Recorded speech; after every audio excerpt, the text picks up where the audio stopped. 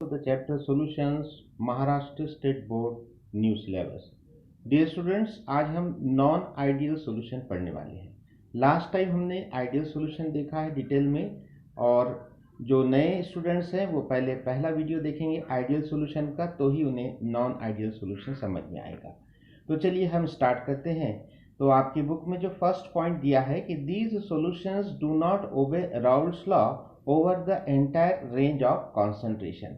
तो non ideal solution की यही डेफिनेशन होना चाहिए कि the solution which do not obey Raoult's law at all concentration and at all temperature. ये ज़्यादा सिस्टमेटिक डेफिनेशन है। फिर से एक बार मैं रिपीट करूंगा। नॉन आइडियल सॉल्यूशन की definition: the solution which do not obey Raoult's law at all concentrations and at all temperatures is called as non ideal solution. Second point आपकी बुक में दिया है, the vapour pressures of these solutions can be higher or lower than those of pure components. तो ये जो solution होता है, solution का वेपर प्रेशर, ये प्योर कंपोनेंट से ज़्यादा भी हो सकता है या कम भी हो सकता है, वो हम देखने वाले हैं in detail. Third point, deviation from the Raoult's law. These solutions show two types of deviation from the Raoult's law. तो ये सॉल्यूशन दो टाइप का डेविएशन बताते हैं। डेविएशन मतलब हट जाना, लॉ से हट जाना। तो ये दो टाइप की जो डेविएशंस है, पहला है पॉजिटिव डेविएशन और दूसरा है नेगेटिव डेविएशन। तो पॉजिटिव डेविएशन में क्या होता है बच्चों, जो नॉन आइडियल सॉल्यूशन होता है उसका प्रेशर ये आइडियल सॉल्यूशन के प्रेशर के मुकाबले में ज़्यादा होता है, और नेगेटिव डेविएशन में नॉन आइडियल सॉल्यूशन का प्रेशर ये आइडियल सॉल्यूशन के मुकाबले में कम होता है। तो हम बहुत डिटेल में ये सब देखने वाले हैं। ये वीडियो आप लास्ट तक, एंड तक देखिए और इसको स्किप मत कीजिए, ठीक है। तो चलिए, यहाँ पर आपको स्क्रीन पर तीन फ्लास्क नज़र आ रहे हैं। सबसे पहले आप ए फ्लास्क को देखिए, जहाँ पर ए लिखा है। तो इस फ्लास्क में इथेनॉल है, जो कि लिक्विड होता है, वोलाटाइल लिक्विड है, और ये 100 ml इथेनॉल हमने इस फ्लास्क में लिया है। और इस इथेनॉल को आप लिक्विड ए कह सकते हैं या लिक्विड नंबर 1 कह सकते हैं।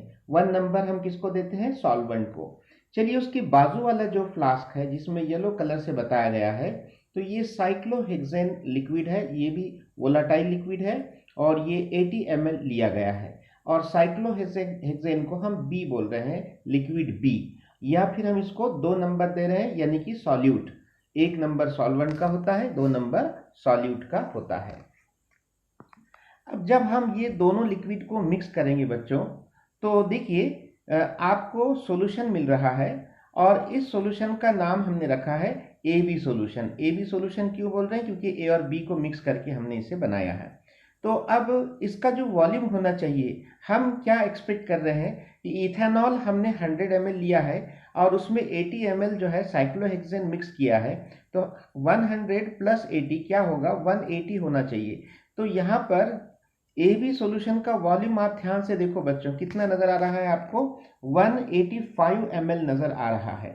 तो देखिए यहाँ पर वॉल्यूम, हमारा जो एक्सपेक्टेड वॉल्यूम था 180 था, लेकिन ये 185, इसका मतलब यहाँ पर इसने राउल्ट लॉ को ओबे नहीं किया है। अगर ये राउल्ट लॉ को ओबे करता था तो इसका वॉल्यूम 180 रहना चाहिए था। ये ज़्यादा हो गया, यानी यहाँ पर ये राउल्ट लॉ को डिस ओबे कर रहा है, ओबे नहीं कर रहा है, और यहाँ पर इसका वॉल्यूम ज़्यादा हो गया है as compare to ideal solution. इसीलिए हम इसे क्या कह रहे हैं, पॉजिटिव डेविएशन। ओके, तो इसके और बहुत सारे कैरेक्टरिस्टिक्स हैं। हमारे माइंड में इस सॉल्यूशन को देखने के बाद बहुत सारे क्वेश्चन तैयार हो रहे हैं। पहला क्वेश्चन ये तैयार हो रहा है कि इसका वॉल्यूम 5 ml से ज़्यादा क्यों हो गया है।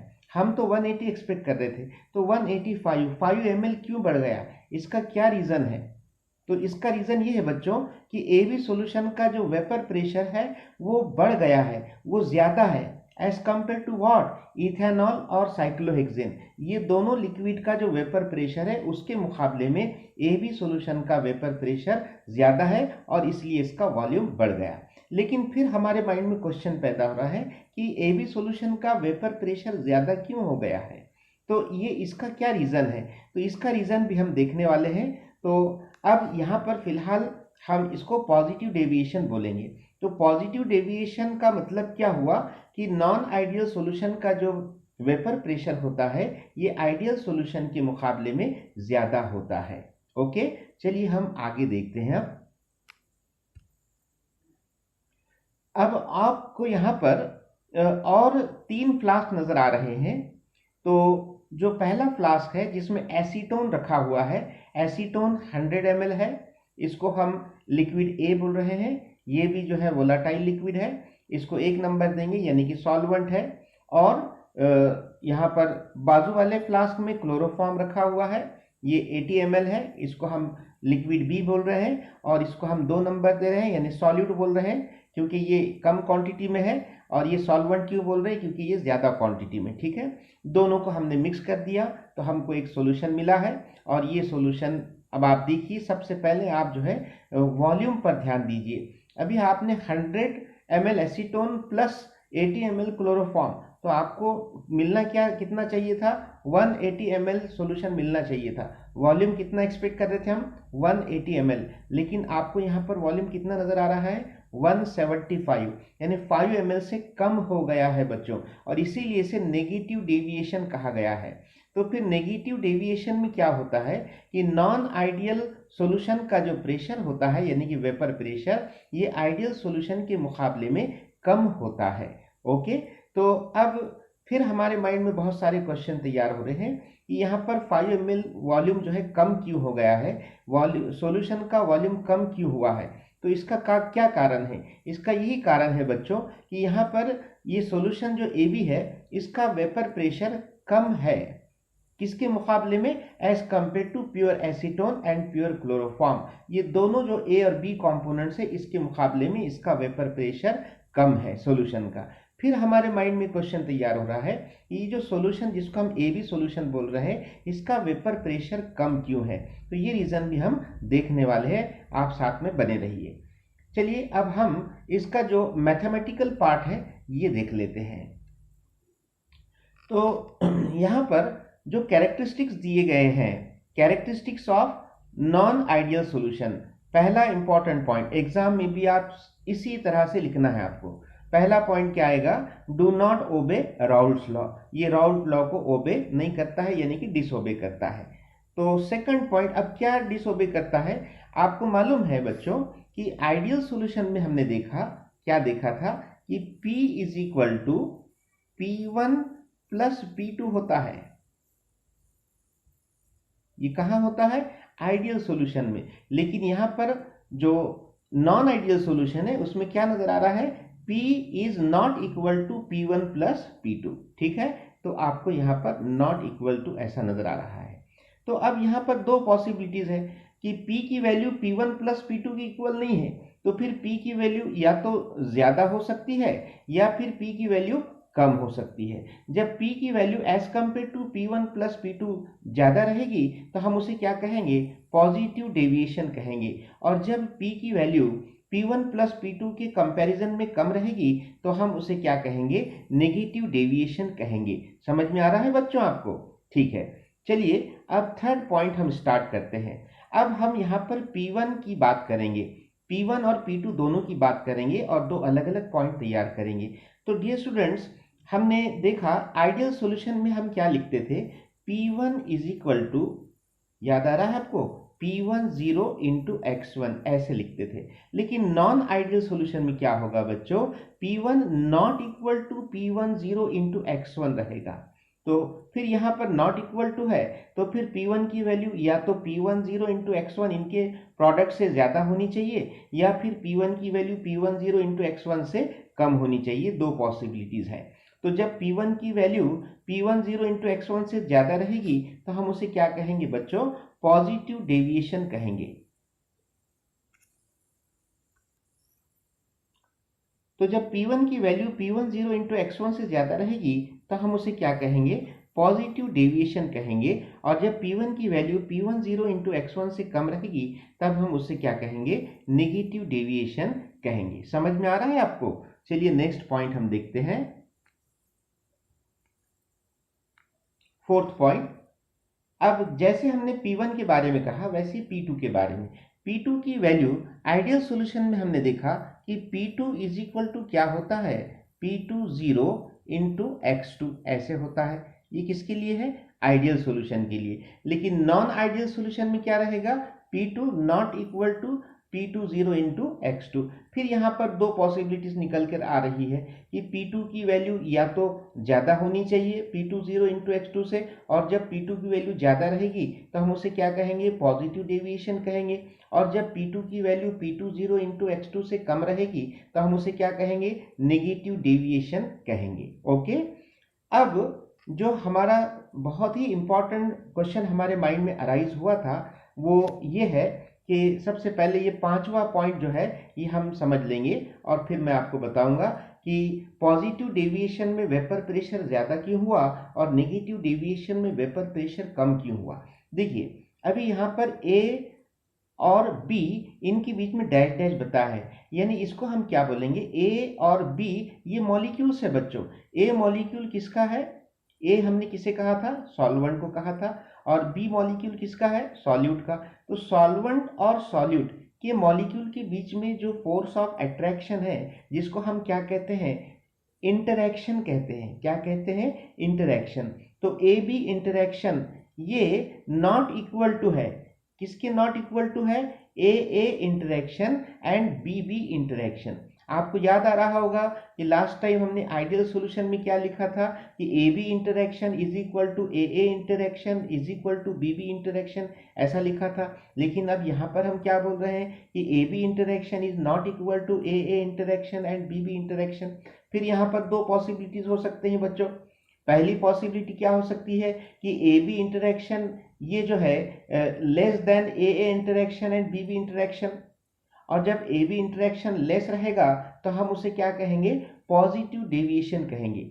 या फिर सेकंड पॉसिबिलिटी क्या है कि ए बी इंटरैक्शन ये ज़्यादा हो सकता है as compare to A and B interaction, तो उस समय हम उसे क्या कहेंगे, नेगेटिव डेविएशन कहेंगे। तो मैं अब आपको यहाँ पर फिर उस डायग्राम की तरफ लेकर चलता हूँ।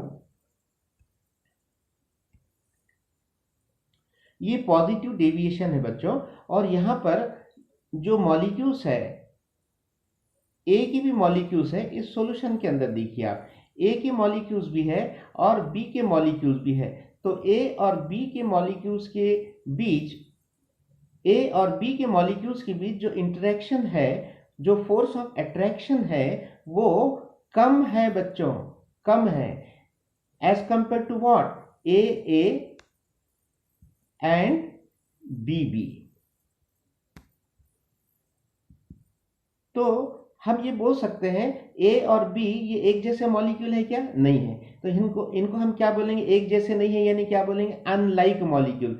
अनलाइक मॉलिक्यूल के बीच का जो इंटरेक्शन है वो कमजोर है, वीक है as compare to what, A क्या बोलेंगे, like molecules. Like molecule B और बी लाइक मॉलिक्यूल, तो लाइक मॉलिक्यूल्स का जो फोर्स ऑफ अट्रैक्शन है वो ज्यादा है और अनलाइक मॉलिक्यूल्स का जो फोर्स ऑफ अट्रैक्शन है वो कम है। तो इसका मतलब यहाँ पर ये ए और बी मॉलिक्यूल्स ने बहुत एक दूसरे के बीच में अट्रैक्शन कम होने के कारण ये ए और बी के मॉलिक्यूल्स को फ्रीडम मिल गया और ये सॉल्यूशन में से निकलकर कभी भी बाहर जा सकते हैं। दे कैन एस्केप इजीली, उनकी एस्केपिंग टेंडेंसी बढ़ गई और वो सॉल्यूशन को छोड़कर कभी भी वेपर के फॉर्म में बाहर जा सकते हैं। ठीक है, और इसीलिए तो इस सॉल्यूशन का वेपर प्रेशर बढ़ गया बच्चों। समझ में आ रहा है आपको। अब आप दूसरी फिगर को देखिए, यहाँ पर अब ये नेगेटिव डेविएशन है, यहाँ पर वॉल्यूम भी कम हो गया है, तो यहाँ पर इसका वेपर प्रेशर भी कम हो गया है। क्यों कम हुआ है, क्योंकि इस सॉल्यूशन में जो है, इस सॉल्यूशन में जो ए और बी के जो मॉलिक्यूल्स है इनके बीच का जो इंटरेक्शन है ये ज्यादा है as compare to what, A and B interaction, ये इस तरह से। तो यहाँ पर जो ए बी यानी कि अनलाइक मॉलिक्यूल्स के बीच का फोर्स ऑफ अट्रैक्शन ज्यादा है as compare to like molecules के मुकाबले। तो फिर हम यहाँ पर ये बोल सकते हैं कि मॉलिक्यूल्स ने एक दूसरे को पकड़ कर रखा है। ए मॉलिक्यूल ने बी को पकड़ कर रखा है, बी ने ए को पकड़ कर रखा है, काय के जरिए, फोर्स ऑफ अट्रैक्शन के जरिए। फिर बी ए को छोड़ने के लिए तैयार नहीं है, ए बी को छोड़ने के लिए तैयार नहीं है, तो फिर यहाँ पर वेपर्स की जो तादाद है, नंबर ऑफ वेपर्स कम हो जाएंगे बच्चों, क्योंकि एस्केपिंग टेंडेंसी कम हो जाएंगी। सॉल्यूशन में से इनकी जो एस्केप होने की जो टेंडेंसी है मॉलिक्यूल्स की, ये कम हो जाएंगी, और इसीलिए यहाँ पर वेपर्स, नंबर ऑफ वेपर्स कम हो जाएंगे, और नंबर ऑफ वेपर्स कम हो जाएंगे यहाँ पर, तो फिर वेपर प्रेशर भी कम रहेगा। समझ में आ रहा है आपको? ठीक है, तो यही इसका मेन रीजन था। चलिए हम आगे का पॉइंट देखते हैं। Point number 6। तो लास्ट टाइम भी हमने देखा था, और आइडियल सॉल्यूशन में हमने क्या देखा था कि डेल्टा वी मिक्स, डेल्टा का मतलब चेंज, वी का मतलब volume, change in volume after mixing या on mixing, change in volume on mixing, ये क्या होगा, नॉट इक्वल टू 0, मतलब चेंज इन वॉल्यूम होगा, चेंज इन वॉल्यूम होगा, सॉल्यूशन के वॉल्यूम में चेंज आएगा। जब दो लिक्विड आप मिक्स करेंगे तो जो सॉल्यूशन मिलेगा उस सॉल्यूशन के वॉल्यूम में चेंज आने वाला है। अब चेंज दो टाइप का हो सकता है, दो पॉसिबिलिटीज हो सकते हैं कि चेंज पॉजिटिव भी हो सकता है, यानी कि delta we mix is greater than 0, या फिर चेंज जो है नेगेटिव भी हो सकता है, यानी delta we mix is less than 0। सही है, तो जब चेंज इन वॉल्यूम पॉजिटिव रहेगा तो हम उसे क्या बोलेंगे, पॉजिटिव डेविएशन। यानी इस एग्जाम्पल में फिर से मैं यहाँ पर आपको लाता हूँ कि ये जो फिगर है इसमें जो चेंज इन वॉल्यूम हुआ है बच्चों 185, यानी पॉजिटिव चेंज हुआ है, यहाँ पर वॉल्यूम बड़ा है, तो इसीलिए हम इसे पॉजिटिव डेविएशन कह रहे हैं। और ये जो दूसरी डायग्राम है इसमें वॉल्यूम जो है कम हुआ है, शुरू में कितना था 180, बाद में कितना हो गया 175, यानी यहाँ पर इसको हम क्या बोलेंगे कि चेंज इन वॉल्यूम हुआ है लेकिन डिक्रीज इन वॉल्यूम हुआ है, यानी कि क्या हुआ है, नेगेटिव डेविएशन हुआ है। चलिए आगे का पॉइंट देखते हैं हम। 7th point, delta H, H का मतलब हीट होता है और बहुत अच्छी भाषा में एंथैल्पी होता है केमिस्ट्री की जबान में। तो डेल्टा एच मतलब change in heat on mixing of two liquids is not equal to 0, यानी यहाँ पर चेंज इन हीट होता है, हीट में चेंज आता है। जब दो प्योर लिक्विड को आप एक दूसरे में मिक्स करके सॉल्यूशन तैयार करते हो उस समय यहाँ पर सॉल्यूशन के हीट में चेंज आता है। तो ये समझ में आ रहा है आपको? तो अब यहाँ पर फिर दो पॉसिबिलिटीज निकल कर आ रही है कि डेल्टा एच मिक्स की वैल्यू ग्रेटर देन 0 हो सकती है, जब नॉट इक्वल टू 0 है तो फिर ग्रेटर देन 0 हो सकती है, या फिर लेस देन 0 हो सकती है। ग्रेटर देन 0 का मतलब क्या हुआ बच्चों कि डेल्टा एच मिक्स की वैल्यू पॉजिटिव होगी, और लेस देन 0 का मतलब क्या होगा कि डेल्टा एच मिक्स की वैल्यू नेगेटिव होगी। तो आप समझ रहे हो कि जब डेल्टा एच मिक्स की वैल्यू पॉजिटिव होगी तो हम यहाँ पर क्या बोलेंगे, हीट इज एब्जॉर्ब बोलेंगे कि हीट इज इवॉल्व बोलेंगे?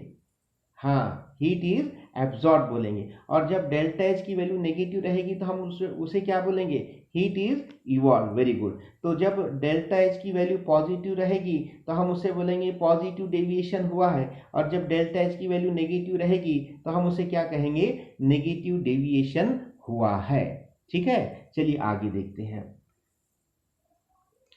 अब मेरा एक सवाल है कि जब डेल्टा एच की वैल्यू पॉजिटिव रहेगी, यानी ये कब है, पॉजिटिव डेविएशन में पॉसिबल है, तो उस समय मैं ये रिएक्शन इस तरह से लिख सकता हूँ, A प्लस बी, ये दो लिक्विड है हमारे, लिक्विड A को लिक्विड B के साथ मिक्स किया और उस समय हीट क्या हुई, एब्जॉर्ब हुई, क्योंकि ये हीट जो है इक्वेशन के लेफ्ट साइड में लिखी है, और A और B एक दूसरे में डिसॉल्व हो गए, डिसॉल्यूशन की प्रोसेस हुई और आपको क्या मिला, सॉल्यूशन। अब मेरा क्वेश्चन आपसे ये है कि A और B जब डिसॉल्व होंगे तो डिसॉल्यूशन की प्रोसेस फास्ट करना है, A और B की सॉल्युबिलिटी को बढ़ाना है, A और B की सॉल्युबिलिटी को बढ़ाना है, तो मुझे टेम्परेचर बढ़ाना पड़ेगा या फिर टेम्परेचर कम करना पड़ेगा? मेरा सवाल समझ में आ रहा है आपको कि A और B को जब आपस में मिक्स करेंगे तब आपको सॉल्यूशन मिलेगा, नो डाउट, और इस प्रोसेस के दौरान हीट क्या हो रही है, एब्जॉर्ब हो रही है, यानी ये प्रोसेस कैसी है बच्चों, एंडोथर्मिक प्रोसेस है।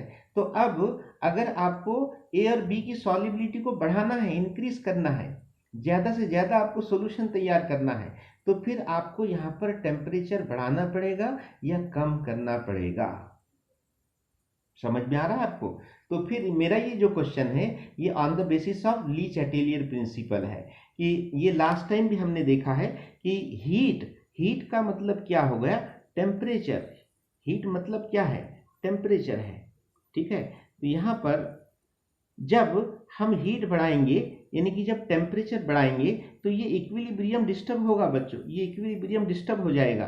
तो फिर इक्विलिब्रियम को मेंटेन करने के लिए, इक्विलिब्रियम को कायम रखने के लिए according to Lee Chatelier principal ये इक्विलिब्रियम किधर शिफ्ट होना चाहिए? आपने टेम्परेचर बढ़ाया तो फिर इक्विलिब्रियम किधर शिफ्ट होना चाहिए? राइट साइड में शिफ्ट होना चाहिए। और राइट साइड में क्या है? सॉल्यूशन। सॉल्यूशन मतलब सॉल्युबिलिटी बढ़ रही है। तो फिर इसका मतलब क्या हुआ कि जब आप टेम्परेचर बढ़ाएंगे उस समय यहाँ पर सॉल्युबिलिटी बढ़ेगी। तो सॉल्युबिलिटी बढ़ाने के लिए आपको टेम्परेचर क्या करना पड़ेगा? इंक्रीज करना पड़ेगा कि डिक्रीज करना पड़ेगा? इंक्रीज करना पड़ेगा। समझ में आ रहा है आपको? चलिए अब आप साइड में इधर देखिए कि जब डेल्टा एच की वैल्यू नेगेटिव रहेगी यानी उस समय heat is released, heat is evolve. तो मैं इक्वेशन को कैसा लिख रहा हूं? देखिए ए और बी ये एक दूसरे में डिसॉल्व हो रहे हैं, लिक्विड ए और लिक्विड बी आपस में डिसॉल्व हो रहे हैं और आपको क्या मिल रहा है? सॉल्यूशन, और हीट इवॉल्व हो रही है। ठीक है, तो अगर मुझे ए और बी की सॉल्युबिलिटी बढ़ाना है तो मुझे क्या करना पड़ेगा? हाँ, टेम्परेचर कम करना पड़ेगा या टेम्परेचर बढ़ाना पड़ेगा? बोलिए। बिल्कुल सही सोच रहे आप कि यहाँ पर टेम्परेचर मुझे कम करना पड़ेगा। जब मैं टेम्परेचर कम कर दूंगा, ठीक है, तो यहाँ पर क्या होगा बच्चों कि सॉल्युबिलिटी बढ़ेगी। क्या बढ़ेगी? सॉल्युबिलिटी, क्योंकि टेम्परेचर कम करने के बाद इक्विलिब्रियम किधर शिफ्ट होगा बच्चों? राइट साइड में शिफ्ट होगा, इस तरह से। ठीक है, तो यहाँ पर सॉल्युबिलिटी बढ़ाने के लिए मुझे टेम्परेचर कम करना पड़ेगा। समझ में आ रहा है बच्चों? तो पॉजिटिव डेविएशन में सॉल्युबिलिटी बढ़ाने के लिए मुझे टेम्परेचर क्या करना पड़ेगा? यहाँ पर बढ़ाना पड़ेगा। और नेगेटिव डेविएशन में मुझे सॉल्युबिलिटी बढ़ाने के लिए टेम्परेचर क्या करना पड़ेगा? कम करना पड़ेगा। ओके, ठीक है। चलिए नेक्स्ट पॉइंट 8 नंबर का पॉइंट हम देखते हैं क्या लिखा है। ये rate of evaporation of solution is more than pure liquids. कहां पर होता है ये? पॉजिटिव डेविएशन में, यानी रेट ऑफ इवापोरेशन। अब वेपर ज्यादा फॉर्म होंगे ना सॉल्यूशन में as compare to what? As compare to pure liquid. और इसीलिए हम क्या बोल रहे हैं कि rate of evaporation of solution is मोर, क्योंकि यहाँ पर एस्केपिंग टेंडेंसी बढ़ गई है। जो मॉलिक्यूल्स है लिक्विड में वो ज्यादा देर तक उस सॉल्यूशन में रहना नहीं चाह रहे हैं, क्योंकि ए और बी के मॉलिक्यूल्स के बीच फोर्स ऑफ अट्रैक्शन बहुत ही कम है। तो ए और बी दोनों भी एक दूसरे को छोड़कर बाहर in the form of vapour निकलना चाह रहे हैं, और इसीलिए रेट ऑफ इवापोरेशन बच्चों बढ़ जाएगा। ठीक है, और यहाँ पर देखिए आप नेगेटिव डेविएशन में उसके ठीक अपोजिट है। क्या लिखा है? देखिए कि rate of evaporation of solution is less than pure liquids. तो उसे हम क्या कहेंगे? Negative deviation. चलिए अब कुछ एग्जांपल्स मैं आपको यहाँ पर बताऊंगा पॉजिटिव डेविएशन और नेगेटिव डेविएशन के। तो पॉजिटिव डेविएशन के बहुत सारे एग्जांपल्स हैं जो आपको जितने भी एग्जाम्स हैं, नीट है, जेईई है, एमएससीईटी है, जितने भी एंट्रेंस एग्जाम है उसमें आपको ये काम आएगा। तो आप ये आपके बुक में नोट कर लीजिए। पॉजिटिव डेविएशंस के जो एग्जांपल्स हैं आपको क्या क्या मिक्स करना पड़ेगा। देखिए फर्स्ट एग्जांपल है एसीटोन प्लस इथेनॉल। ये दोनों को मिक्स करेंगे तो पॉजिटिव डेविएशन का सॉल्यूशन तैयार होगा। सेकंड एग्जांपल है acetone plus CS2 carbon disulphide. Third example acetone plus benzene. Fourth example ethanol plus cyclohexane, ये भी हमने देखा है। उसके बाद फिफ्थ एग्जांपल है water plus methanol. Sixth example water plus ethanol. और seventh example CCl4 plus methanol. ठीक है, अब नेगेटिव डेविएशंस के एग्जांपल देख लीजिए आप। फर्स्ट एग्जांपल है acetone plus aniline. Second example acetone plus chloroform. Third example methanol plus acetic acid. Fourth example water plus HNO3। Fifth example water plus HCl। Sixth example water plus H2SO4। Seventh example chloroform plus benzene. और eighth example acetic acid plus pyridine. ठीक है, तो आपको ये समझ में आ गया होगा। तो मैं यहाँ पर आपको एग्जाम के लिहाज से बताऊंगा कि आपको क्या आ सकता है। सबसे पहले तो ये एग्जाम्पल्स आप याद रखिए पॉजिटिव डेविएशंस के और नेगेटिव डेविएशंस के। उसके अलावा ये जो 8 पॉइंट्स है, ये पॉइंट्स आप ध्यान में रखिए, इसको समझने की कोशिश कीजिए। और यहाँ पर और एक बात मैं बताना चाहूँगा कि ये ग्राफ हम डिस्कस करेंगे, ये ग्राफ को देख लेंगे। देखो बच्चों, यहाँ पर जो पॉजिटिव डेविएशन है, तो ये ग्राफ को आप समझ लीजिए। जो डॉटेड, जितने भी डॉटेड लाइन दिख रहे हैं आपको, तो ये क्या है, ये आइडियल सॉल्यूशन की लाइंस हैं, ये स्ट्रेट लाइंस है। स्ट्रेट लाइन का मतलब ये होता है कि वो सॉल्यूशन जो है राउल्स लॉ को ओबे कर रहा है। आप हर एक इसको देखिए यहाँ पर। और थोड़ा सा ये मिस्टेक फिर यहाँ पर हुई है, ये x1 x2 की मैंने लास्ट टाइम भी आपको बताया था, तो यहाँ पर ये ऐसा नहीं होना चाहिए। तो थोड़ा सा इसको आप देखिए कि x1 1 to 0 और x2 0 to 1 इस तरह से है वो। तो यहाँ पर खैर हम यहाँ पर अभी फिलहाल वो नहीं देख रहे हैं, ये ग्राफ में मिसप्रिंट हुआ है। तो ये आप देखिए कि यहाँ पर क्या होना चाहिए एक्चुअली, कि ये जो लाइन है, यहाँ पर P1 0 दिखेगा आपको इस जगह पर, और यहाँ पर क्या दिखेगा P2 0। ये लास्ट टाइम हमने काफ़ी डिटेल में देखा है इसको। तो ये जो है ये स्ट्रेट लाइंस है। ये स्ट्रेट लाइन क्या बता रहे हैं कि राउल्स लॉ ओबे किया जा रहा है। लेकिन अभी हम क्या पढ़ रहे हैं कि ये P1 का आप ये देखिए स्ट्रेट लाइन नहीं है बल्कि ये कर्व है। तो ये कर्व स्ट्रेट लाइन के ऊपर से जा रहा है, यानी पॉजिटिव डेविएशन हो गया। आप इधर से भी इसको भी देखिए कि यहाँ पर ये स्ट्रेट लाइन है और हमारा P2 का कर्व ऊपर से जा रहा है, यानी पॉजिटिव डेविएशन। और ये जो कर्व है ये क्या बता रहा है बच्चों, वेपर प्रेशर ऑफ सॉल्यूशन। तो ये भी जो है ये स्ट्रेट लाइन जो डॉटेड लाइन है इसके ऊपर से जा रहा है, यानी कि ये पॉजिटिव डेविएशन है। अब नेगेटिव डेविएशन को भी देखिए आप यहाँ पर कि P1 का जो कर्व है ये स्ट्रेट लाइन के नीचे से जा रहा है। ये स्ट्रेट लाइन दिख रही है आपको और ये नीचे से इस तरह से जा रहा है। तो ये P1 का कर्व ये नेगेटिव डेविएशन है। P2 का कर्व देखो बच्चों आप, ये भी जो है यहाँ स्ट्रेट लाइन से नीचे से जा रहा है, और जो सॉल्यूशन का जो कर्व है वो भी स्ट्रेट लाइन से नीचे से जा रहा है। तो इसका मतलब ये हुआ कि यहाँ पर ये नेगेटिव डेविएशन हो रहा है। ठीक है, तो इस तरह से हमने यहाँ पर इसकी स्टडी की है। और आइडियल सॉल्यूशन की डेफिनेशन, नॉन आइडियल सॉल्यूशन की डेफिनेशन, उसके बाद पॉजिटिव डेविएशन क्या होता है, नेगेटिव डेविएशन क्या होता है। पॉजिटिव डेविएशन में हमने क्या देखा कि नॉन आइडियल सॉल्यूशन का जो प्रेशर होता है ये आइडियल सॉल्यूशन के कंपैरिजन में ज़्यादा होता है। और नेगेटिव डेविएशन में हमने क्या देखा कि नॉन आइडियल सॉल्यूशन का वेपर प्रेशर ये आइडियल सॉल्यूशन के कंपैरिजन में कम होता है। ठीक है, तो आज के लिए इतना ही, बाकी हम नेक्स्ट वीडियो में देखेंगे। आपने वीडियो लास्ट तक देखा इसलिए थैंक यू वेरी मच। आपको कुछ अगर समझ में नहीं आया है तो आप कमेंट में लिखकर भेज सकते हैं। तब तक के लिए goodbye, thank you very much.